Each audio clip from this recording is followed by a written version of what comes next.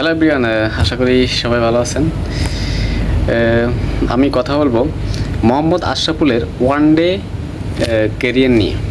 Mohammad Ashraful one day কেরিয়ারে তিনি কেমন ছিলেন, যেই কেরিয়ারে তিনি সবচাইতে হাইলাইটেড একজন ব্যাটসম্যান ছিলেন।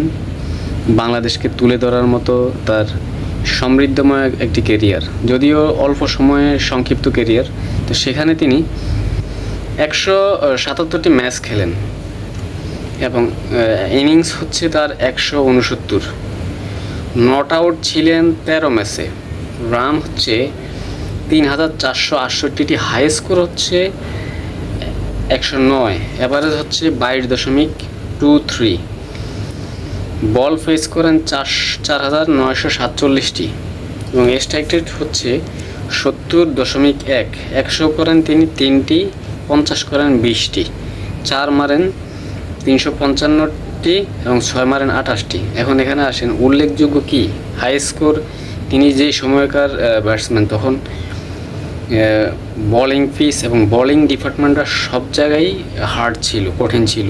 যেমন অস্ট্রেলিয়া বলেন, আফ্রিকা বলেন, আদার্স ইংল্যান্ড বলেন, সব দলের বোলিং লাইন আপ, পাকিস্তান বলেন, সব দলের বোলিং লাইন আপ ভালো ছিল এবং তখনকার পিচগুলো ছিল বোলিং বান্ধব।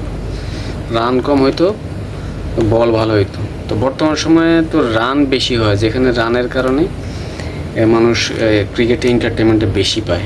তো ওই হিসেবে আশরাফুলদের আমলে তারা এই রানটা অনেক বেটার একটা হাই স্কোর ছিল। অ্যাভারেজ ওই যে আপনার ঘুরে ফিরে অ্যাভারেজটা কম হওয়ার মূল কারণ হচ্ছে যে বোলিং এবং বোলিং হার্ড ছিল, বোলিং পিচ ছিল, এই কারণে তার অ্যাভারেজটা তেমন একটা ভালো নয়। তো তিনি 4 মারেন অনেক বেশি, 355টি 4 মারেন। আর 4গুলো দেখার মতো।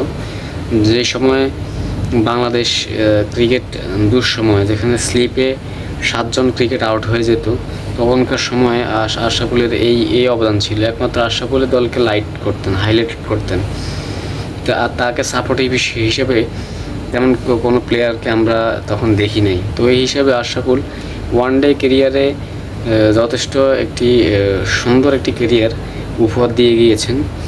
যদিও আশরাফুলকে আমরা ওইভাবে হাইলাইট করতে পারি না, আরও হাইলাইট করা উচিত। আশরাফুলকে আরও মনে রাখা উচিত বাংলাদেশ ক্রিকেটের।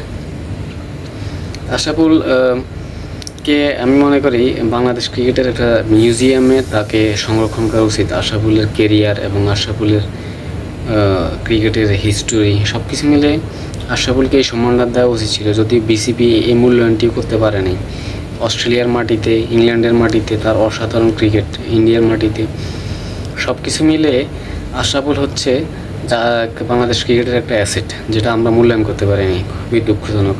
সবাই ভালো থাকবেন। আসসালামু আলাইকুম।